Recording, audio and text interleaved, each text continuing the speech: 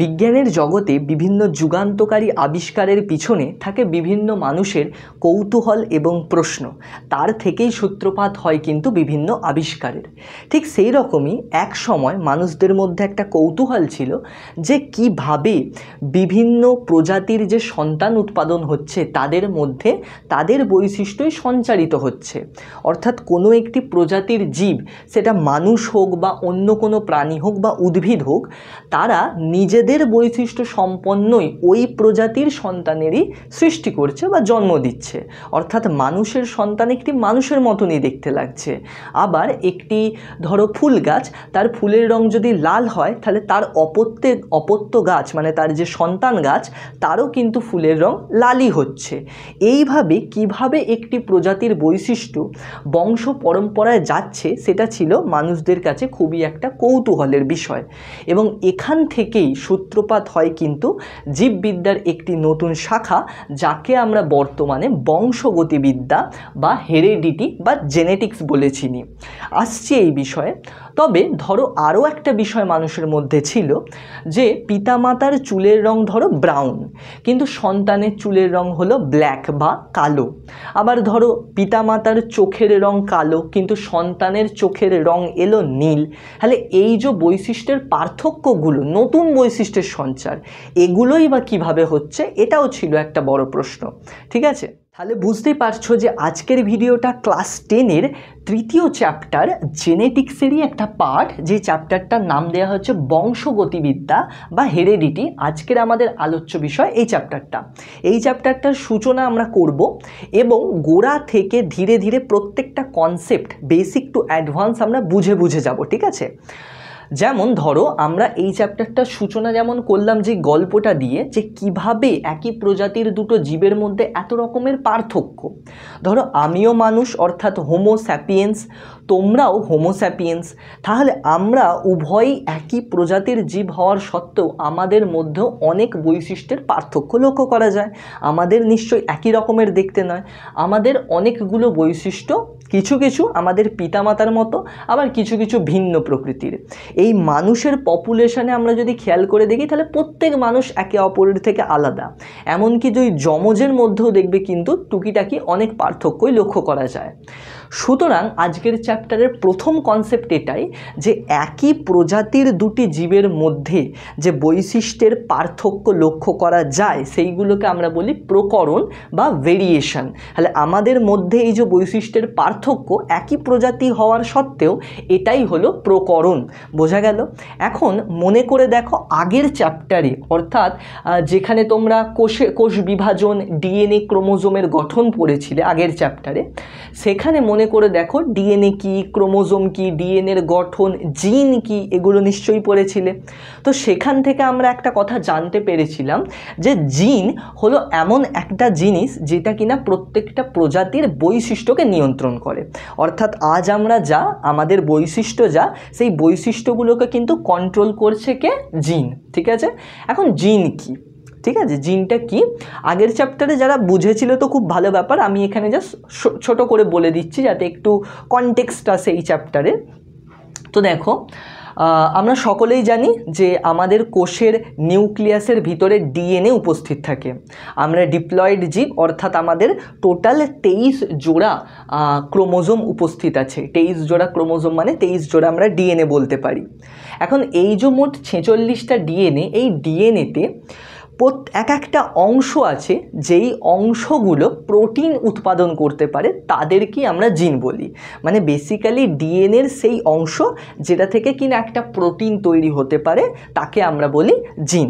যেমন ধরো আমি এখানে দেখাচ্ছি, এই ধরো এটা একটা ডিএনএর অংশ, একটা ছোট্ট টুকরো দেখতেই পাচ্ছ।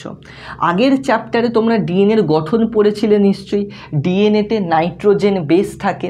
তো দেখো এইগুলো হলো nitrogen base, A for adenine, T for thymine, G for guanine, C for cytosine. এইভাবে বিভিন্ন বেস আছে।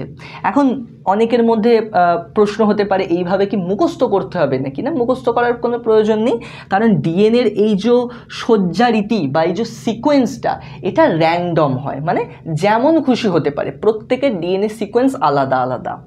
এখন ধরো এটা একটা ডিএনএর ছোট্ট অংশ, খুবই ছোট অংশ, কারণ ডিএনএ অনেক বড় হয়।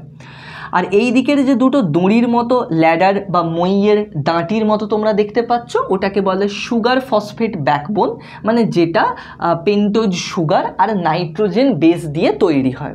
ডিএনএর গঠন যদি না বুঝে থাকো তাহলে কিন্তু এই জায়গাটা একটু অসুবিধা হতে পারে।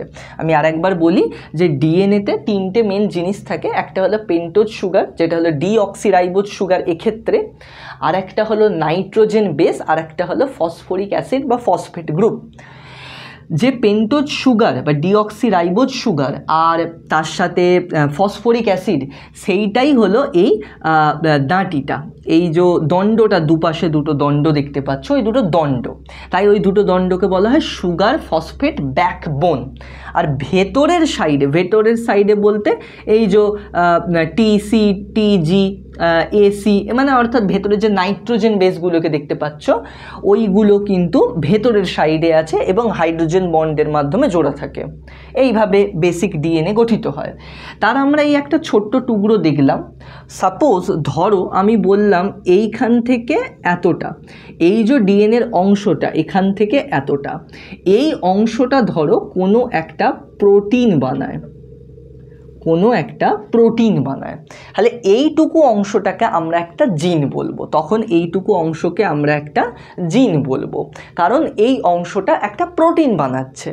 তাহলে এই রকম অংশ একটা বড় ডিএনএতে অনেক থাকবে। তো তাহলে বেসিক্যালি একটা ডিএনএতে এরকম অনেক জিন আছে যারা ভিন্ন ভিন্ন রকমের প্রোটিন বানায়, আর এই প্রোটিনগুলোই কিন্তু আমাদের বৈশিষ্ট্য নিয়ন্ত্রণ করে। সাপোজ সবথেকে সহজ এক্সাম্পল আমাদের স্কিন কালার তোমরা নিশ্চয়ই জানো মেলানিন নামক একটা রঞ্জকের জন্য হয়ে থাকে। এখন মেলানিন রঞ্জক কি? মেলানিন রঞ্জক হলো একটা প্রোটিন, আর সেই প্রোটিনটা তার মানে কে বানিয়েছে? কোনো না কোনো জিনই তো বানিয়েছে, তবে তো সেটা এলো।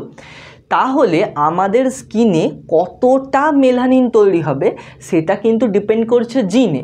তাহলে যার যেই রকম জেনেটিক্স হবে তার সেই রকম মেলানিন তৈরি হবে, আর তার স্কিনের কালারও সেরকমভাবেই হবে। ঠিক এরকমভাবে আমাদের সমস্ত বৈশিষ্ট্য, আমাদের হাইট, আমাদের ওয়েট, আমাদের স্কিন কালার, আমাদের চুলের রং, আমাদের চোখের রং, আমাদের ওভারঅল বডি শেপ, আমাদের ডাইজেস্টিভ সিস্টেম কতটা কীরকম হবে, হ্যাঁ ডাইজেস্টিভ সিস্টেম মানে আমাদের পৌষ্টিক তন্ত্র, হজমতন্ত্র, সেখানে যে উৎসেচকগুলো তৈরি হচ্ছে, উৎসেচকও তো প্রোটিনই। আমাদের হোল বডিতে যত উৎসেচক আছে সব কিছুই কি প্রোটিন। আমাদের ব্রেনে অনেক নিউরো ট্রান্সমিটার আছে যেগুলো অ্যামিনো অ্যাসিড বা প্রোটিন। তাহলে এই সব কিছুই কিন্তু আমাদের জিন দ্বারা নিয়ন্ত্রিত হয়। তো আলটিমেটলি আমাদের বৈশিষ্ট্য আমাদের জিনের মাধ্যমে নিয়ন্ত্রিত হয়। কিন্তু একটা সময় ছিল যখন কিনা এই জিনের ব্যাপারে কিছু জানা ছিল না। ধরো সময়টা 1800 দশক, ঠিক আছে? সেই সময় জিন আবিষ্কারও হয়নি, ডিএনএর গঠন পর্যন্ত আবিষ্কার হয়নি। তাহলে তখন কিভাবে এই হেরেডিটি বা জেনেটিক্সের সূত্রপাত হলো, সেটাই হলো মেন্ডেলের গল্প, যেনাকে জেনেটিক্সের জনক বলা হয় গ্রেগর জোহান মেন্ডেল। তো আমরা আবার গোড়ায় ফিরে যাই, যে মেন্ডেলের গল্প, যেইখানটা নিয়েই এই চ্যাপ্টারটার বেসিক্স। আমাদেরকে জেনেটিক্সের বেসিক্স বুঝতে গেলে আমাদেরকে মেন্ডেলের করা এক্সপেরিমেন্টগুলো, মেন্ডেলের দেওয়ার সূত্রগুলোকে ভালোভাবে বুঝতে হবে। তো সালটা ছিল 1822 যখন মেন্ডেল জন্মগ্রহণ করেন। তার পরবর্তীকালে মেন্ডেলের বরাবরই সায়েন্স এবং ম্যাথামেটিক্সে খুবই ইন্টারেস্ট ছিল। আমরা যখন একটু গল্প বা স্টোরি শুনি তখন আমাদের পড়ায় খুবই ইন্টারেস্ট আসে।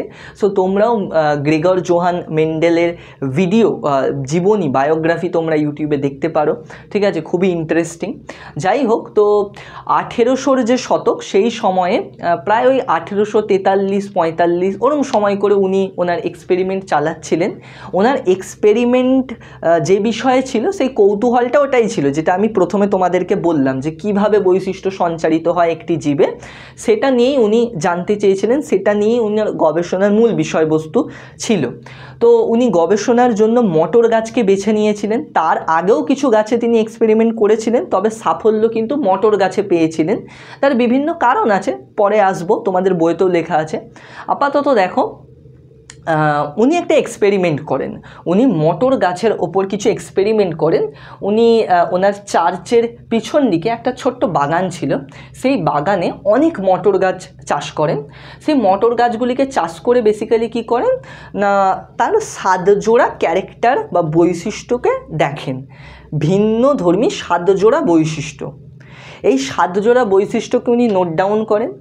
তারপর যতগুলি গাছ লাগিয়েছিলেন সেই গাছগুলির পরবর্তী জেনারেশান চাষ করতে থাকেন। মানে ধরো এই এক দল মটর গাছ লাগালেন, তারপরে সেই গাছগুলোর বীজ বানালেন নিষেক ঘটিয়ে, ওনার পছন্দ মাফিক নিষেক ঘটিয়ে, বলছি সেটা কি করে করবেন, ঘটানোর পর সেখান থেকে যে বীজ তৈরি হবে সেগুলোকে ফেলে আবার চারা গাছ বানাবেন, সেই গাছগুলো আবার বড় হবে। তো ওটা হলো ফার্স্ট জেনারেশন। এইভাবে একের পর এক বংশ উনি চাষ করেন, মটর গাছের বংশ, এবং করে উনি রেকর্ড করতে থাকেন। হ্যাঁ, স্ট্যাটিস্টিক্যাল রেকর্ড বা খাতাপত্রে গুনে গুনি মটর গাছকে গুনে গুনি রেকর্ড করতে থাকেন যে পার্টিকুলার বৈশিষ্ট্যের গাছ কটা হচ্ছে। সাপোজ 1000টা উনি গাছ লাগালেন, 1000টা গাছের মধ্যে ধরো ছিল 800টা লম্বা গাছ, 200টা বেটে গাছ, খর্ব গাছ। তো তার পরের জেনারেশনে কতগুলো লম্বা হলো তিনি গুনে গুনে কিন্তু রেকর্ড করতেন, বা কতগুলো বেটে হলো গুনে রেকর্ড করতেন। প্রথম বংশে এতগুলো গাছের বেগুনি ফুল ছিল আর এতগুলোর সাদা ফুল ছিল, পরবর্তী বংশে কতগুলোর বেগুনি হলো বা কতগুলোর সাদা হলো সেটাকেও গুনে উনি লিখে রাখতেন। মানে বেসিক্যালি উনি কি করেন, বংশ পরম্পরায় মটর গাছকে চাষ করেন, চাষ করে সেইগুলোকে গুনে গুনে বৈশিষ্ট্যের সাপেক্ষে লিখে রাখেন। এতে আলটিমেটলি শেষে কি সুবিধা হয়, বুঝতে সুবিধা হয় যে কিভাবে এই প্যাটার্নটা কাজ করছে। কি প্যাটার্ন এক্ষুনি তোমরাও বুঝতে পারবে। আচ্ছা, এখন ওনার যে এক্সপেরিমেন্ট ছিল মটর গাছ নিয়ে, সেটা 2 রকমের মেনলি ছিল, তোমাদের বইয়ে যেই 2 রকমের আছে, এক সংকর জনন বা মোনো হাইব্রিড ক্রস এবং দ্বিসংকর জনন বা ডাই হাইব্রিড ক্রস। এই 2 প্রকারের আমরা দুটো নিয়ে আলোচনা করব। তবে তার আগে আমরা একটু বেসিক্স জানবো এই চ্যাপ্টারের, না হলে এইগুলো তোমরা কিছু বুঝতে পারবে না। তো এখান থেকে আবার ওই দিকে ফিরে এসো, কারণ 1800 দশকে যেমন বললাম জিন আবিষ্কার হয় না, ডিএনএ আবিষ্কার হয় না। তাহলে মেন্ডেল তখন জিন কি ডিএনএ কি এইসব কিন্তু জানেন না। তো উনি জাস্ট দেখতে চাইছিলেন বৈশিষ্ট্য কিভাবে সঞ্চারিত হচ্ছে, এবং পরে উনি প্যাটার্ন আইডেন্টিফাই করে বুঝতে পারেন যে এমন কিছু একটা আছে যার জন্য এই বৈশিষ্ট্যগুলো নিয়ন্ত্রিত হচ্ছে, এবং তিনি ওই জিনিসটার নাম দেন ফ্যাক্টর, যেটাকে আমরা আজ বর্তমানে জিন বলে থাকি। তিনি ওটাকে বলেছিলেন ফ্যাক্টর। যাই হোক, আপাতত এখানে ফিরে এসো যে আমরা জানি যে ডিএনএতে আমাদের বৈশিষ্ট্য থাকে, সেই বৈশিষ্ট্যগুলো প্রোটিনের রূপে বাইরে প্রকাশ পায় প্রোটিন তৈরির মাধ্যমে, আর যেই অংশগুলো প্রোটিন বানায় তাদেরকে জিন বলে, এইমাত্র বললাম। এখন তাহলে ক্রোমোজোম কি, অনেকের মধ্যে ডিএনএ আর ক্রোমোজোমকে নিয়ে একটু কনফিউশন থাকে। তো আগের চ্যাপ্টার যারা ভালো করে পড়েছিলে তাদের মধ্যে তো কোনো কনফিউশন আশা করছি নেই, কারণ ডিএনএ বেসিক্যালি কি, ক্রোমোজোম বেসিক্যালি কি, ডিএনএরই কনডেন্সড রূপ। মানে ডিএনএটাকেই আমরা যদি পেঁচিয়ে পেঁচিয়ে পেঁচিয়ে পেঁচিয়ে খুব ছোট করে ফেলি, তখন যেটা পাবো সেটা হলো ক্রোমোজোম বেসিক্যালি। কারণ ডিএনএ অনেক লম্বা, সেটাকে আমাদেরকে কুণ্ডলীকৃত করে ছোট করতে হয়, তবে সেটা নিউক্লিয়াসের মধ্যে ধরবে। এই ডিএনএটাকে যখন আমরা পেঁচিয়ে পেঁচিয়ে ছোট করি, তখন আমাদের একটা প্রোটিন লাগে যার নাম হলো হিস্টোন প্রোটিন। আগের চ্যাপ্টারে পড়েছিলে কি লাগে আমাদের, হিস্টোন প্রোটিন। ঠিক আছে, হিস্টোন প্রোটিন আর ডিএনএ প্লাস ডিএনএ, এদের দুজনকে আমরা পেঁচাই, মানে কোষের ভেতর পেঁচানো হয়, কুণ্ডলীকৃত করা হয়, এবং যেটা পাওয়া যায় সেই রেজাল্টটাকে আমরা বলে থাকি ক্রোমাটিন। ঠিক আছে, তাকে বলা হয় ক্রোমাটিন। এই ক্রোমাটিনটা আরও কুণ্ডলীকৃত হলে, আরও পেঁচানো হলে, যখন সব থেকে ছোট রূপ ধারণ করবে, তখন তাকে আমরা বলে থাকি ক্রোমোজোম, ক্রোমোজোম। তার মানে এখান থেকে তোমরা বুঝতে পারলে ক্রোমোজোম হলো ডিএনএর সব থেকে ঘনীভূত রূপ, সব থেকে কুণ্ডলীকৃত রূপ। এটা কখন তৈরি হয়, কেবলমাত্র কোষ বিভাজনের সময়, মাইটোসিস হোক বা মিওসিস হোক, কেবলমাত্র যখন কোষ বিভাজন হবে তখনই কিন্তু ক্রোমোজোম গঠিত হয়, নচেত ক্রোমোজোম গঠিত হয় না। নর্মাল ক্ষেত্রে নিউক্লিয়াসের ভেতরে ডিএনএটা ক্রোমাটিন তন্তুরূপেই অবস্থান করে, কিন্তু যখন কোষ বিভাজন হবে, যেহেতু আমাদেরকে ডিএনএকে ভাগ করে সমান ভাগে ভাগ করে দুটো কোষের মধ্যে দিতে হবে, সেখানে আমাদেরকে একটা ছোট ফর্মে আনতে হবে, ডিএনএটাকে একটা রূপ দান করতে হবে, যাতে সেটাকে নিয়ে আমরা সেপারেশনের কাজটা করতে পারি, যেটা তোমরা মেটাফেজ তারপর অ্যানাফেজ দশায় পড়েছিলে। ঠিক আছে, তো সেইটা হলো ক্রোমোজোম। বেসিক্যালি তার মানে ক্রোমোজোম আর কিছুই নয়, ডিএনএর কুণ্ডলীকৃত রূপ। এখন এবার দেখো, এখানে আমাদেরকে বুঝতে হবে এই জিনিসটা, যেটা হলো সমসংস্থ ক্রোমোজোম। সমসংস্থ ক্রোমোজোম কি? দেখো, এখানে ধরো দুটো ক্রোমোজোম দেখতে পাচ্ছ, এই দুটো ক্রোমোজোম, একটা আমাদের মাদারের থেকে এসেছে আর একটা ফাদারের থেকে এসেছে। ঠিক আছে, একটা মাতার থেকে এসেছে, একটা পিতার থেকে এসেছে, কারণ আমরা ডিপ্লয়েড জীব। আমরা কি ডিপ্লয়েড জীব। আমাদের কোষে 23 জোড়া ক্রোমোজোম আছে বা ডিএনএ আছে, যার মধ্যে প্রত্যেকটা জোড়ার একটা করে মায়ের থেকে পাই আমরা, একটা করে পিতার থেকে পাই। বোঝা গেল? সেইগুলো জোড়ায় জোড়ায় থাকে। তো এই ধরো এক জোড়া ক্রোমোজোম, একটা মায়ের থেকে এসেছে, একটা পিতার থেকে এসেছে, এই জোড়টাকে আমরা বলবো সমসংস্থ ক্রোমোজোম। কেন? কারণ এদের একই অবস্থানে একই জিন থাকে। মানে কি? মানে ধরো আমি এই যে দুটো অবস্থান তোমাদেরকে দেখালাম, ধরো এই জায়গায় কোনো একটা জিন আছে, এই জিনটা ধরো আমি বললাম সাপোজ আই কালার, চোখের রঙের জন্য দায়ী, চোখের রঙের জন্য এইখানে জিনটা দায়ী। তাহলে ঠিক এর অপোজিটে ওই জায়গায় যে জিনটা থাকবে সেটাও কিন্তু আই কালারের জন্যই দায়ী। বোঝা গেল ব্যাপারটা? কি বললা হলো যে সমসংস্থ ক্রোমোজোম হলো সেই জোড়বদ্ধ ক্রোমোজোম যার মধ্যে একটা আমরা পিতার থেকে পাই, একটা মাতার থেকে পাই, এবং তার একই অবস্থানে একই জিন অবস্থান করে বা একই বৈশিষ্ট্যের জিন অবস্থান করে। এখানে যদি ধরো আবার এখানে আমি একটা অবস্থান করলাম, তো এখানে ধরো আমি বললাম যে হেয়ার কালার বা চুলের রঙের জন্য দায়ী জিনটা অবস্থিত। হ্যাঁ, ঠিক তার অপোজিটে এখানেও চুলের রঙের জন্য দায়ী জিন অবস্থিত। তাই এদেরকে আমরা কি বলবো? সমসংস্থ ক্রোমোজোম বা হোমোলোগাস ক্রোমোজোম। এখান থেকেই এরপর আসে অ্যালিলের কথা। এবার আমরা অ্যালিলে আসছি। আচ্ছা, এখানটা আমি মুছে দিলাম, এখানটা থাক, আর একটা জিনিস বোঝানোর আছে। তো আমি কি বললাম? অ্যালিল। অ্যালিল কি? দেখো, ধরো আমি বললাম এটা একজনের ডিএনএ,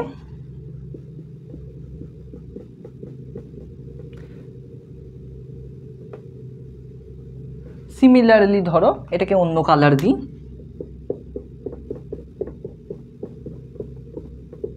এটা অন্য একজনের ডিএনএ। ঠিক আছে, ধরো এটা 1 নম্বর ব্যক্তির ডিএনএ, এটা 2 নম্বর ব্যক্তির ডিএনএ। এখন এই যে দুটো ডিএনএ দেখতে পাচ্ছ, একটা ডিএনএর খুবই ছোট্ট অংশ, তাই তো? এগেইন ধরো আমি বললাম যে এই ব্যক্তির ডিএনএর এই অংশটা ব্রাউন আই, ধরো আমি বললাম ব্রাউন কালারের চোখের রঙের জন্য দেয়। চোখের রঙের জিন এটা, ধরো মানে এখান থেকে যে প্রোটিনটা তৈরি হয়, এই অংশটা থেকে যে প্রোটিনটা তৈরি হয়, সেটা কোনো না কোনোভাবে চোখের রঙকে ব্রাউন করতে হেল্প করে। আর ধরো দ্বিতীয় এক ব্যক্তি, তারও ওই ডিএনএটাই, অত নম্বর ডিএনএ, এবং ওই পোর্শনটাই, ওই জায়গাটা ধরো, তার মানে ওইখানেও চোখের রং তৈরির জন্যই জিন অবস্থিত, কিন্তু ওখান থেকে ধরো অন্য কোনো এমন একটা প্রোটিন তৈরি হচ্ছে যেটা চোখের রঙকে ব্লু করছে, বা ব্ল্যাক করছে, যাই হোক না কেন। তার মানে এখান থেকে আমি কি বলতে চাইলাম? দেখো, আমি বলছি যে 1 নম্বর ব্যক্তি, 2 নম্বর ব্যক্তি, 1 নম্বর ব্যক্তির কোনো একটা ডিএনএর অংশ 2 নম্বর ব্যক্তির সেই ডিএনএরই ওই জায়গাটা। মানে কি, এই ডিএনএটা যদি 1 নম্বর ব্যক্তির ধরো 10 নম্বর ডিএনএটা হয়, একটা মানুষের তো টোটাল 46টা ডিএনএ বা 23 জোড়া, আমি বলছি এটা 10 নম্বর, তাহলে এই 2 নম্বর ব্যক্তির আমি 10 নম্বর ডিএনএটাই নেব, আলাদা আলাদা নয়। ঠিক আছে। এবং 10 নম্বর ডিএনএর এই অংশটা হলো এই ব্যক্তির, আমি ওই অংশটাই দেখব। তাহলে একই অবস্থানে দুই ব্যক্তির ডিএনএর একজন এমন প্রোটিন বানাচ্ছে যার জন্য চোখের রং ব্রাউন হচ্ছে, আর অন্যজনের ডিএনএর অংশটা এমন প্রোটিন বানাচ্ছে যার জন্য চোখের রং ব্লু হচ্ছে। তাহলে একই জিন কিন্তু একই জিনের দুটো ভ্যারাইটি, তাই না? একই জিনের দুটো রূপভেদ হয়ে গেল। এই একই জিনের দুটো রূপভেদকে আমরা বলে থাকি অ্যালিল। মানে ঠিক একটু আগে তোমাদেরকে আমি যেমন বললাম যে ওই সমসমস্ত ক্রোমোজোমটার ব্যাপারে, যে এই ধরো দুটো সমসমস্ত ক্রোমোজোম আছে এবং এই সমসমস্ত ক্রোমোজোমের এই পজিশানে, এই দুই পজিশানে একই অবস্থানে, এই পজিশানেও যদি চোখের রঙের জন্য দায়ী জিন থাকে, তাহলে ঠিক এই জায়গাটাতেও চোখের রঙের জন্য দায়ী জিনই থাকবে। কিন্তু ধরো এই যে জিনটা চোখের ব্ল্যাক কালারের জন্য দায়ী, কালো রঙের জন্য দায়ী, আর এই জায়গাটা মনে করো ব্লু কালারের জন্য দায়ী জিন বহন করে। বোঝা গেল? তাহলে এই যে দুটো জিন, এদের দুজনকে আমরা বলবো অ্যালিল। বোঝা গেল? তাহলে অ্যালিল মানে হলো একই জিনের দুটো ভ্যারাইটি, সেটা একই ব্যক্তির মধ্যে দুটো সমসমস্ত ক্রোমোজোমের মধ্যে সেম হতে পারে, আলাদা হতে পারে। মানে এমনটাও হতে পারে যে এই অ্যালিলটা ব্লু আইয়ের জন্য নয়, এ ব্ল্যাক আই, তো এই অ্যালিলটাও ব্ল্যাক আইয়েরই জিন, ঠিক আছে। বা এমনও হতে পারে, আলাদাও হতে পারে, এই অ্যালিলটা ব্রাউন আই তৈরির জন্য বা বাদামি রঙের চোখের কালারের জন্য দায়ী জিন। তার মানে আমি বলতে চাইছি কোনো একজন ব্যক্তির প্রত্যেকটা যে জোড়ায় জোড়ায় ক্রোমোজোম আছে তাদেরকে আমরা সমসমস্ত ক্রোমোজোম বলছি। সেই সমসমস্ত ক্রোমোজোমের একটা পার্টিকুলার লোকেশানে, অবস্থানে, যে পার্টিকুলার অবস্থানটাকে আমরা কি বলি? লোকাস বলি। লোকাস, ক্রোমোজোমের যেই পয়েন্টে একটি জিন অবস্থান করে তাকে আমরা বলি লোকাস। এখন সেই লোকাসে যে দুটো জিন অবস্থান করছে সেই দুটো জিনকে আমরা বলি অ্যালিল, কারণ তারা একই জিনের দুটো রূপভেদ। কেউ ভিন্নও হতে পারে কারোর ক্ষেত্রে সেমও হতে পারে। যেমন এর ক্ষেত্রে দেখো যে এই যে দুটো অ্যালিল আছে, এই অ্যালিলটা কালো রঙের চোখের জন্য প্রোটিনকে বানাচ্ছে, আর এই অ্যালিলটা ব্রাউন কালারের চোখের জন্য প্রোটিনকে বানাচ্ছে। আশা করছি বুঝতে পেরেছো যে অ্যালিল ব্যাপারটা কি। আচ্ছা, নেক্সট দেখো, এরপরে এই অ্যালিলেরই আছে ডমিনেন্ট বা প্রকট এবং রিসেসিভ বা প্রচ্ছন্ন। এর মানে কি? যেমন ধরো আমি এখানে বললাম এই যে দুটো সমসমস্ত ক্রোমোজোম, এই দুটো সমসমস্ত ক্রোমোজোমের ধরো অ্যালিল দুটো আমি লিখছি, দুটো জায়গায় দুটো অ্যালিল আছে, এটা ধরো বড় এ, এটা ধরো ছোট এ। দুটো একই জিন, একই বৈশিষ্ট্য নির্ধারণকারী জিন, কিন্তু দুটো আলাদা। আবার মানে একই জিনের দুটো আলাদা আলাদা মডিফিকেশন, আলাদা আলাদা রূপভেদ।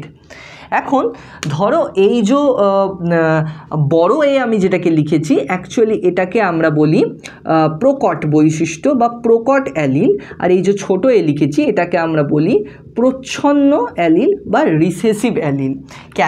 কেন এমনটা প্রকট বা প্রচ্ছন্ন এরকম কেন বলছি?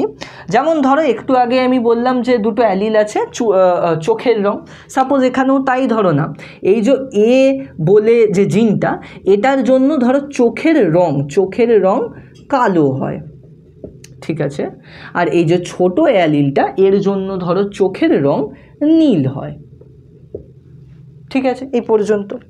এখন এর অর্থ কি? মানে ওই ব্যক্তির মধ্যেই তো এই দুটো সমস্ত ক্রোমোজোম আছে। যদি দুটো জিনই থাকে তাহলে এমনটা তো হবে না নিশ্চয়ই যে একটা চোখ কালো একটা চোখ নীল। তাহলে এই দুটোর মধ্যে ওই ব্যক্তির চোখের রং অ্যাকচুয়ালি হবেটা কি? কালো হবে না নীল হবে? তার ডিপেন্ড করছে এই বৈশিষ্ট্য দুটোর মধ্যে কোনটা প্রকট আর কোনটা প্রচ্ছন্ন। যেমন চোখের রঙের ক্ষেত্রে কালোটা হলো প্রকট, কালোটা হলো প্রকট এবং নীলটা হলো প্রচ্ছন্ন। তাহলে এখানে কালো রঙের যে জিনটা ওটাকে আমরা প্রকট জিন বা প্রকট অ্যালিল বলবো, আর নীল রঙের যে জিনটা তাকে আমরা বলবো প্রচ্ছন্ন অ্যালিল। কেন প্রকট কেন প্রচ্ছন্ন? কারণ এই দুটো জিনই অ্যাকচুয়ালি কি হয় এক্ষেত্রে, এটা একটু মলিকিউলার লেভেলের ব্যাপার। অ্যাকচুয়ালি কি হয়, একটা অ্যালিল আর একটা অ্যালিলকে চাপা দিয়ে রেখে দেয়।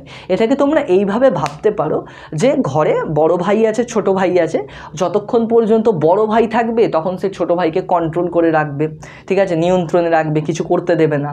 কিন্তু যখনই ঘরে বড় ভাই থাকবে না তখনই একমাত্র ছোট ভাই তার কেরামতি দেখাতে পারবে, প্রকাশ পেতে পারবে, ঠিক আছে। সেই জন্যই যখন এমন কাণ্ড ঘটে যে দুটো অ্যালিলই প্রকট, সেক্ষেত্রে তো কোনো কথাই নেই, যে প্রকট তার বৈশিষ্ট্যই দেখা দেবে। অর্থাৎ এক্ষেত্রে এটা কি কালো রঙের চোখের জন্য দায়ী, তো ওই ব্যক্তির চোখের রং কি হবে, কালো। তারপরে ধরো কোনো ব্যক্তির ক্ষেত্রে ধরো একটা প্রকট অ্যালিল আছে একটা প্রচ্ছন্ন অ্যালিল আছে, তাহলে ওই ব্যক্তির চোখের রং কী হবে, কালোই হবে। কারণ এইমাত্র তোমাদেরকে কি বললাম, যতক্ষণ পর্যন্ত ঘরে বড় ভাই আছে মানে প্রকট অ্যালিল আছে ততক্ষণ পর্যন্ত সে প্রচ্ছন্নকে প্রকাশ পেতে দেবে না।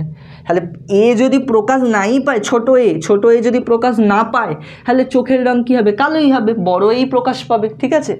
কেবলমাত্র যখন ঘরেতে কোনো বড় ভাই থাকবে না মানে প্রকট অ্যালিল থাকবে না, দুটোই হবে প্রচ্ছন্ন অ্যালিল, তখনই একমাত্র প্রচ্ছন্নের বৈশিষ্ট্যটা প্রকাশ পাবে, নচেত কিন্তু প্রচ্ছন্নের বৈশিষ্ট্য প্রকাশ পায় না। তাহলে প্রচ্ছন্ন কখন প্রকাশ পাবে, যখন দুটোই প্রচ্ছন্ন অ্যালিল থাকবে, মানে হোমোজাইগাস প্রচ্ছন্ন অবস্থায়।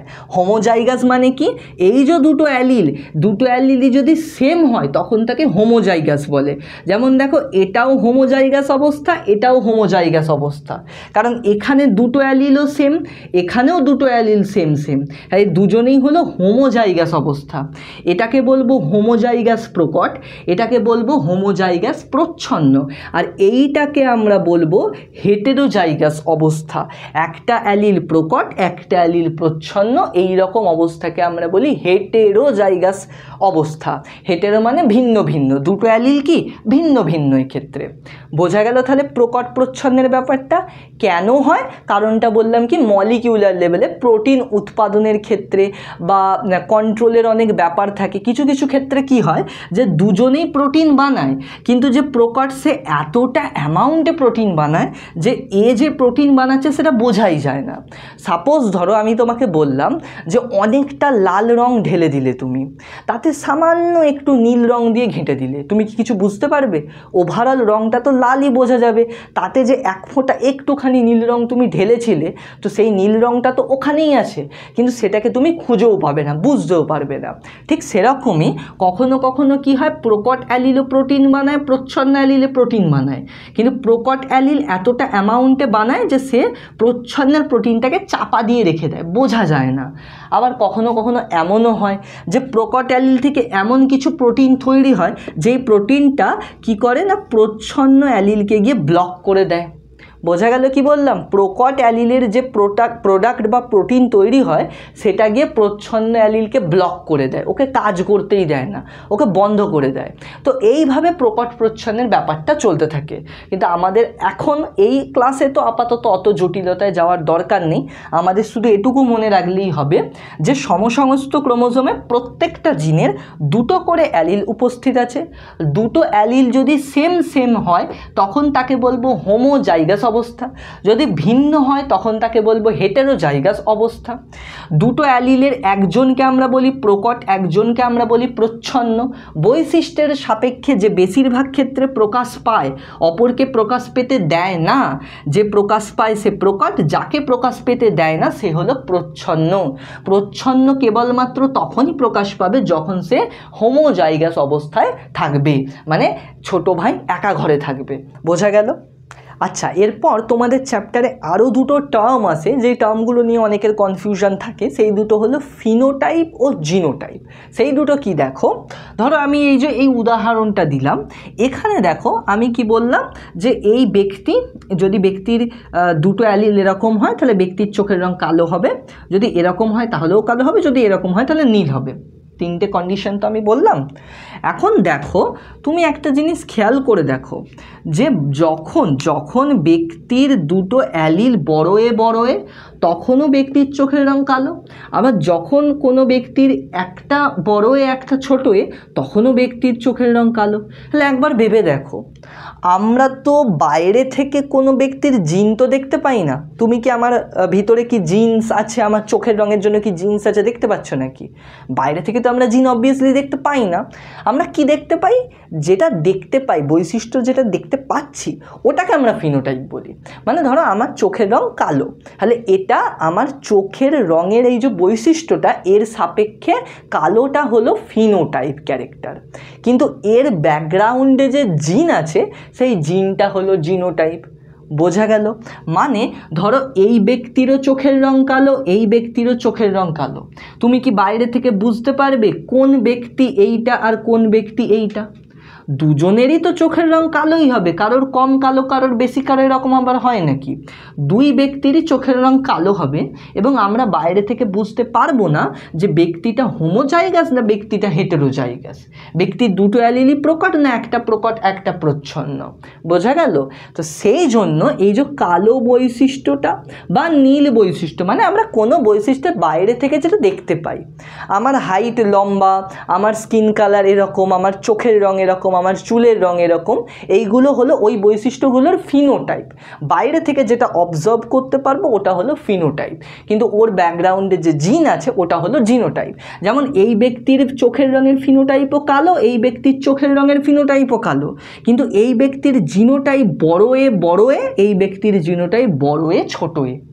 বুঝতে পেরেছো এই পর্যন্ত? ঠিক আছে, আচ্ছা এই জায়গাটা মুছে দিচ্ছি। তাহলে জিনোটাইপ ফিনোটাইপ হলো, অ্যালিল বোঝা হলো আশা করছি।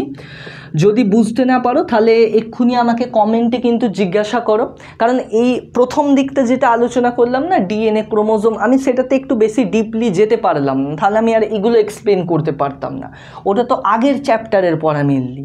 সো যারা বুঝুনি আমাকে কমেন্টে জানাতে পারো যে আগের চ্যাপ্টারের ওই ডিএনএ ক্রোমোজোমের গঠন এইসব নিয়ে ভিডিও চাও কিনা, তাহলে ওটা নিয়েও একটা ভিডিও বানিয়ে দেবো। ঠিক আছে, আচ্ছা নেক্সট এরপর দেখো আমরা এই মেন জায়গায় আসছি, মেন্ডেলের এক্সপেরিমেন্ট। মেন্ডেল কি করেছিলেন? কারণ আমাদের শব্দগুলো এই চ্যাপ্টারে যে শব্দগুলো কাজে লাগবে সেগুলো বোঝা হয়ে গেল, ডিএনএ, জিন, অ্যালিল, জিনোটাইপ, ফিনোটাইপ এগুলো বোঝা হয়ে গেল। এবার আমরা মেন্ডেলের এক্সপেরিমেন্টে আমরা আসছি। আচ্ছা দেখো মেন্ডেল আসলে এই এক্সপেরিমেন্টটা করেছিলেনটা কি? যেমনটা আমি বললাম উনি বাগানে অনেক মটর গাছ চাষ করেছিলেন। মটর গাছের উনি টোটাল 7 জোড়া বিপরীত ধর্মী বৈশিষ্ট্যকে উনি নোট করেছিলেন। 7 জোড়া বিপরীত ধর্মী বৈশিষ্ট্য তোমাদের বইয়ে ছক করে ছবি দিয়ে দেওয়া আছে। প্রত্যেকটা বৈশিষ্ট্য ভেরি ভেরি ইম্পর্টেন্ট, প্রত্যেকবার মাধ্যমিকে একটা কোশ্চেন থাকেই থাকে, কোন বৈশিষ্ট্যটা প্রচ্ছন্ন, কোন বৈশিষ্ট্য প্রকট বা চেকার বোর্ড এইসব নিয়ে থাকে, তো ওইগুলো কিন্তু খুব ভালোভাবে মনে রাখতে হবে। এখন দেখো যেটা বলছিলাম যে 7 জোড়া বৈশিষ্ট্য উনি দেখেন মটর গাছের, এবং সেই নিয়ে উনি অ্যাকচুয়ালি করেন কি না, ধরো আমি বললাম যে একটা মটর গাছ আছে, সেই মটর গাছে ধরো এই যেমন এখানে একটা মটর গাছ আছে দেখতে পাচ্ছ, এরমই আরও একটা মটর গাছ নেওয়া হয়। ধরো এটা 1 নম্বর মটর গাছ, এখানে সাপোজ তোমরা মনে করে নাও এখানে আর একটা মটর গাছ আছে 2 নম্বর মটর গাছ। কি করা হয় অ্যাকচুয়ালি মেন্ডেল কি করেন না, এই মটর গাছ থেকে এই মটর গাছের গর্ভমণ্ডলে পরাগরেণু নিয়ে যাবেন, বেসিক্যালি মানে পরাগ যোগ ঘটাবেন, পলিনেশন বা পরাগ যোগ, ইতর পরাগ যোগ ঘটাবেন। এখন ইতর পরাগ যোগ কাদের মধ্যে ঘটাবেন? দুটো বিপরীত ধর্মী বৈশিষ্ট্যের গাছের মধ্যে। ধরো এই 1 নম্বর গাছটা আমি তোমাদেরকে বললাম লম্বা, আর এই 2 নম্বর গাছটা আমি তোমাদেরকে বললাম বেঁটে। এই দুটো গাছের মধ্যে উনি ক্রস করছেন, ঠিক আছে, মানে নিষেক ঘটাচ্ছেন, ঘটিয়ে দেখতে চাইছেন যে এর পরাগরেণু যদি এতে ফেলি তাহলে এতে কি হবে, নিষেক সম্পন্ন হবে, নিষেক সম্পন্ন হয়ে বীজ তৈরি হবে, সেই বীজগুলো থেকে আমি চারা গাছ বানাবো। মানে এখানে নিষেক হবার পর আলটিমেটলি আমি বীজ পাবো, তো ফলের ভেতর তো বীজ পাবো। এই বীজগুলোকে উনি কি করেন, আবার বসান এবং চারা গাছ বানান। এই চারা গাছগুলো বড় হয়, এই চারা গাছগুলো বড় হয় এবং হবার পর উনি লক্ষ্য করেন যে এই চারা গাছগুলো যেগুলো বড় হয়ে গেল, আর চারা গাছ নেই, বড় হয়ে গেছে, তো এই গাছগুলোর হাইট কার মতো হয়, লম্বা হয়, বেঁটে হয়, না মাঝারি হয়, কি হয়, উনি এটা দেখতে চাইছিলেন যে আমি লম্বাকে আর বেঁটেকে মিশিয়ে দিলুম, তাহলে কি এর সন্তানেরা মাঝারি হাইটের হবে। কিন্তু উনি কি দেখলেন, এর যে সন্তান প্রত্যেকটা লম্বা হাইটের হলো, কেউ বেঁটে হলোই নি, সবাই লম্বা হলো। ঠিক আছে, তারপর উনি কী করেন, সব লম্বা গাছ দিয়ে তাহলে লম্বা বেঁটে সংকরায়ন করেন এবং কি পেলেন, সমস্ত লম্বা গাছ পেলেন, সমস্ত লম্বা গাছ 100% লম্বা গাছ উনি পেলেন, 1000টার মধ্যে 1000টাই লম্বা গাছ। এবার উনি কি করলেন, এই গাছগুলোর মধ্যে স্বপরাগ যোগ করলেন। উনি দেখতে চাইলেন এই বৈশিষ্ট্যটা কি একবারেই হারিয়ে গেল নাকি, বেটের বৈশিষ্ট্যটা নাকি এর ভেতরে লুকিয়ে কোথাও রয়ে গেছে। তো উনি ওই জন্য কী করলেন, আর ইতর পরাগ যোগ করেননি, এবার কি করছে, স্বপরাগ যোগ করেছে, মানে ওই লম্বা গাছের মধ্যেই উনি নিষেক ঘটালেন। ঠিক আছে, নিষেক ঘটিয়ে বীজ বানালেন, একই পদ্ধতি, বীজ বানালেন, বীজ বানিয়ে গাছ বানালেন, সেই গাছগুলো আবার বড় হলো, মানে দ্বিতীয় বংশ, এটা প্রথম বংশ, সেটা দ্বিতীয় বংশ। দ্বিতীয় বংশ উনি কি দেখলেন, যে বেঁটের বৈশিষ্ট্যটা আবার ফিরে এসেছে, মানে কিছু গাছ লম্বা, কিছু গাছ বেঁটেও হয়েছে। তাহলে এখান থেকে উনি কিছু সিদ্ধান্তে আসলেন এবং যেমন বলেছিলাম, গাছ গুনে গুনে উনি স্ট্যাটিস্টিক্যাল রেকর্ড সব কিছু রাখছেন, কটা গাছ লম্বা হচ্ছে, কটা গাছ বেঁটে হচ্ছে, তার পেরেন্টসের মধ্যে কজন লম্বা ছিল, কজন বেঁটে ছিল, এই সব তথ্য উনি লিখে রেখেছিলেন। তো এইভাবে উনি বেসিক্যালি এক সংকর জনন দ্বিসংকর জনন উভয়ের এক্সপেরিমেন্টগুলোকে চালান। এক সংকর জনন মানে সেক্ষেত্রে কেবলমাত্র এক জোড়া বৈশিষ্ট্যকে নিয়ে কাজ হবে, মানে ধরো এখানে একটা লম্বা মটর গাছ আছে, একটা বেঁটে মটর গাছ আছে, আমি এদের মধ্যে নিষেক ঘটাচ্ছি, আমি আর দেখতে যাচ্ছি না এদের ফুল কেমন, এদের ফল কেমন, এদের বীজের রং কেমন, এই সব ক্যারেক্টার আমি কিচ্ছু দেখবো না, আমি শুধু একটা ক্যারেক্টারই দেখেছি, লম্বা বেঁটে, ব্যাস, দ্যাটস ইট। যদি এরকম হয় তাকে বলবো এক সংকর জনন। কিন্তু দ্বিসংকর জনন কি, দ্বি মানে দুই, তার মানে আমি যদি দুজোড়া বিপরীতধর্মী বৈশিষ্ট্যকে নিয়ে কাজ করি, মানে দুটো মটর গাছ নিলাম, ধরো একটা মটর গাছ লম্বা, একটা মটর গাছ বেঁটে, আর লম্বা মটর গাছটার ফুলের রং ধরো সাদা, বেঁটে মটর গাছটার ফুলের রং বেগুনি, তাহলে আমি এখানে দুটো বৈশিষ্ট্য, দু জোড়া বৈশিষ্ট্যকে কনসিডার করেছি আমার এক্সপেরিমেন্টের জন্য, সেই জন্য এটাকে আমরা বলবো ডাই হাইব্রিড ক্রস বা দ্বিসংকর জনন। ঠিক আছে, নেক্সট এরপর দেখো আমরা এক সংকর জননটা দেখব। ঠিক আছে, তো এইগুলো মুছে দিচ্ছি, এক সংকর জননটা আমরা আজকে দেখব। ধরো উনি এক সংকর জননের জন্য যেটা তোমাদের বইতেও আছে কি না, একটা বিশুদ্ধ লম্বা মটর গাছ আর একটা বিশুদ্ধ বেঁটে মটর গাছ। ঠিক আছে, একটা বিশুদ্ধ লম্বা মটর গাছ, একটা বিশুদ্ধ বেঁটে মটর গাছ। বিশুদ্ধ লম্বা মটর গাছকে কীরকমভাবে লেখা হয়, বড়টি বড়টি, বিশুদ্ধ বেঁটে গাছকে ছোটটি ছোটটি। বিশুদ্ধ শব্দের অর্থ কি, বিশুদ্ধ মানে হলো হোমোজাইগাস, বিশুদ্ধ শব্দের অর্থ কি হোমোজাইগাস, তখন যেটা বললাম মনে আছে, হোমোজাইগাস হেটেরোজাইগাস, দুটো অ্যালিল একই হলে হোমোজাইগাস, দুটো অ্যালিল আলাদা আলাদা হলে হেটেরোজাইগাস, মনে পড়েছে। তো এক্ষেত্রে দুজনকে আমি কি নেব, হোমোজাইগাস নেব। ওই জন্যই দেখো কি আছে, বড়টি বড়টি, দুটো অ্যালিল সেম দেখতে পেয়েছো, এখানেও দেখো ছোটটি ছোটটি। এখন টি কোথা থেকে এলো তোমরা বলবে, যেমন আমরা প্রথম থেকেই বলে আসছি যে দেখো এখানে অ্যালিল কি বা জিনকে একটা লেটার দিয়ে বোঝানো হবে, তো সেই লেটারটা এখানে টি। কেন টি, যে প্রকট বৈশিষ্ট্য হয় তার ইংরেজি লেটার দিয়ে এটা জেনারেলি লেখা হয়। যেমন এখানে বেঁটে আর লম্বার মধ্যে প্রকট বৈশিষ্ট্য হলো লম্বা, তাহলে সেই জন্য টল, টি ফর টল, সেই জন্য টি লেটারটা নেওয়া হয়েছে। আর যেটা দিয়ে প্রকটকে লেখা হবে, যেই লেটারটা দিয়ে, সেটা দিয়ে প্রচ্ছন্নকেও লেখা হবে, শুধু একে ক্যাপিটালে লেখা হবে, ওকে স্মল লেটারে লেখা হবে, এটা তোমাদেরকে মনে রাখতে হবে। দুটো করে কেন লিখছি অনেকে বলবে, দুটো করে কেন লিখছি, কারণ এইমাত্র বলা হলো যে ডিপ্লয়েড জীবে সমস্ত ক্রোমোজোমে কটা ক্রোমোজোম থাকে, দুটো ক্রোমোজোম থাকে। হ্যাঁ, দুটো যদি ক্রোমোজোম থাকে তাহলে এক একটা জিনের কটা করে অ্যালিল হবে, এক একটা জিনের দুটো করে অ্যালিল হবে। ঠিক আছে, এই পর্যন্ত। তাহলে এই হলো একটা বিশুদ্ধ লম্বা গাছ, এই হলো একটা বিশুদ্ধ বেঁটে গাছ। মেন্ডেল এনাদের মধ্যে কি করান, ক্রস করান, এদের মধ্যে ক্রস করান বা ইতর পরাগযোগ করান। তাহলে ইতর পরাগযোগ করলে কি হবে, এর গ্যামেটের সাথে মিলিত হবে, মিলিত হয়ে তবে তো জাইগোট তৈরি করবে, তাই না? আগের চ্যাপ্টারটা তো ভালো করে পড়েছিলে তোমরা। তাহলে ধরো এর গ্যামেট কি তৈরি হবে আর এর গ্যামেট কি তৈরি হবে, গ্যামেট আমি বলছি গ্যামেট কি তৈরি হবে, ঠিক আছে? তাহলে দেখো এর গ্যামেট তৈরি হবে ক্যাপিটাল টি, এর গ্যামেট তৈরি হবে স্মল টি। মানে কি, মানে আমি বলছি এই গাছটার যে গ্যামেট তৈরি হবে তাতে দুটো অ্যালিলের মধ্যে একটা যাবে, এখানেও তাই দুটোর মধ্যে একটা যাবে। কেন? এবার অনেকে বলবে গাছটায় অ্যালিল দুটো, গ্যামেটে অ্যালিল গেল একটা, এমন কেন? কারণ মনে করে দেখো যে গাছটা ডিপ্লয়েড, কিন্তু অ্যালিলগুলো কি, অ্যালিলগুলো তো হ্যাপ্লয়েড। মানে গাছে যদি দুটো ক্রোমোজোম জোড়ায় জোড়ায় ক্রোমোজোম থাকে, গ্যামেটে তো জোড়া জোড়া ক্রোমোজোম থাকবে না। যেমন আমাদের প্রত্যেকের ক্রোমোজোম সংখ্যা 23 জোড়া, কিন্তু আমাদের গ্যামেটে ক্রোমোজোম কটা হবে? 23 জোড়াই হবে না নিশ্চয়ই, 23টা হবে, অর্ধেক হয়ে যাবে। কারণ কি, মিওসিস হচ্ছে। গ্যামেট তৈরির আগে কি হয়, মিওসিস কোষ বিভাজন হয়, ডিপ্লয়েডকে হ্যাপ্লয়েড করে দেয়। তাহলে এখানেও কি হচ্ছে, মিওসিসের মাধ্যমে গ্যামেট এসেছে, মিওসিসের মাধ্যমে অ্যাকচুয়ালি গাছে রেণু তৈরি হয়, রেণু থেকে গ্যামেট আসে, বাট আমরা সহজ করে বলার জন্য আমরা বলতেই পারি, ঠিক আছে? আচ্ছা, সেই জন্য একটা করে আছে যে দুটো ক্রোমোজোম গ্যামেট তৈরির সময় পৃথক হয়ে যায়, দুটো ক্রোমোজোম গ্যামেট তৈরির সময় পরস্পর থেকে পৃথক হয়ে যায়, কারণ ডিপ্লয়েডকে হ্যাপ্লয়েড করে দেওয়া হচ্ছে। এবার দেখো এই দুটো গ্যামেট কী হবে, এই দুটো গ্যামেট মিলিত হবে, কারণ এই দুটো গাছের মধ্যে আমরা ইতর পরাগযোগ ঘটিয়েছি। পরাগযোগের পর দ্বিনিষেক সম্পন্ন হবে, নিষেকের হলে দুটো গ্যামেট মিলিত হবে, দুটো গ্যামেট মিলিত হয়ে এখানে কি তৈরি হবে, দেখো বড়টি ছোটটি, এই জীবটা তৈরি হবে, এই গাছটা তৈরি হবে। এটাকেই আমরা বলবো F1 বংশ। F1 বংশ মানে F1 এর ফুল ফর্ম কি, ফার্স্ট ফিলিয়াল জেনারেশন। আমি এখানে সাইডে লিখে দিচ্ছি, দেখো first filial generation, first filial generation. একবার কিন্তু এমসিকিউ পড়েছিলাম, আমি টেস্ট পেপারে কোশ্চেনটা দেখেছিলাম, তো নোট ডাউন করতে থাকবে, কিন্তু খাতাপত্র নিয়ে পড়তে বসবে।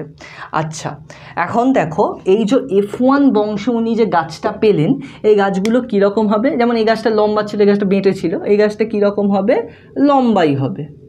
কারণ এতক্ষণে তোমরা বুঝতে পেরে গেছো নিশ্চয়ই, তোমাদেরকে বলেই দিলাম যে লম্বাটা প্রকট বৈশিষ্ট্য। তাহলে এখানে লম্বার অ্যালিল আছে, তো বড় ভাই আছে, তো তাহলে গাছটা বাইরে থেকে কী রকম হবে, লম্বাই হবে, কারণ প্রচ্ছন্ন অ্যালিলকে প্রকাশ পেতে দেবেই না প্রকট অ্যালিল, সেই জন্যই তো ওর নাম প্রচ্ছন্ন অ্যালিল বা রিসেসিভ অ্যালিল, চাপা পড়ে রয়ে যাবে। আচ্ছা, নেক্সট উনি এবার কি করেন, এই গাছগুলো, এই যে F1 প্রথম বংশের এই যে গাছগুলো, এই গাছগুলোর মধ্যে স্বপরাগযোগ ঘটান, তাই তো? স্বপরাগযোগ ঘটানো যাক। স্বপরাগযোগ মানে পরের বংশ, মানে F2 সেকেন্ড জেনারেশন, আমরা পরের জেনারেশন দেখছি, এই গাছগুলোর মধ্যে স্বপরাগযোগ ঘটাবো, তাই তো? তার জন্য আমরা একটা সহজ মেথড ইউজ করি, যাকে আমরা চেকার বোর্ড বলে থাকি, চেকার বোর্ড। আমার মনে হয় একটু হেলা হচ্ছে, তবে আমার বোর্ডটা লাগানোতেই সমস্যা আছে, কারণ আমার এখান থেকে সোজা মনে হচ্ছে, আমি যখন স্ট্রেট আসছি তখন হেলাটা বুঝতে পারছি। যাই হোক, একটু অ্যাডজাস্ট করে নাও। তো চেকার বোর্ড করার জন্য আমাদেরকে কি করতে হয়, এরকম একটা ছক বানাতে হয়, এটা মেল সাইন, এটা ফিমেল সাইন। দেখো আমি এই গাছটার স্বপরাগযোগ ঘটছি।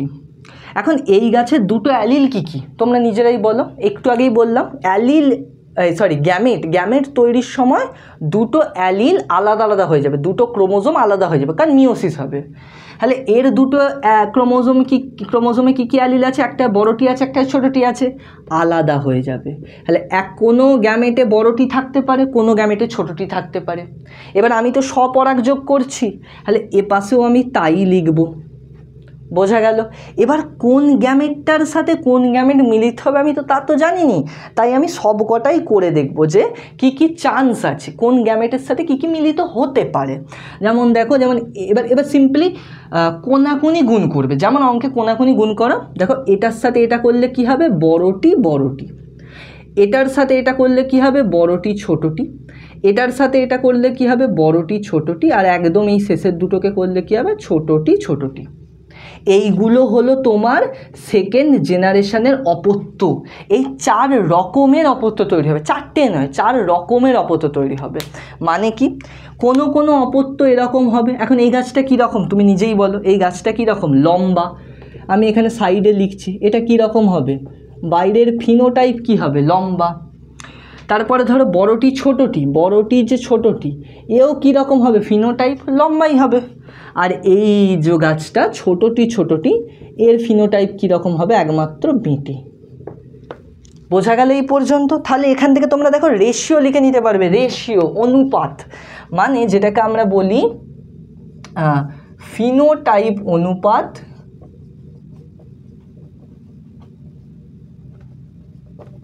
আর বলি জিনোটাইপ অনুপাত।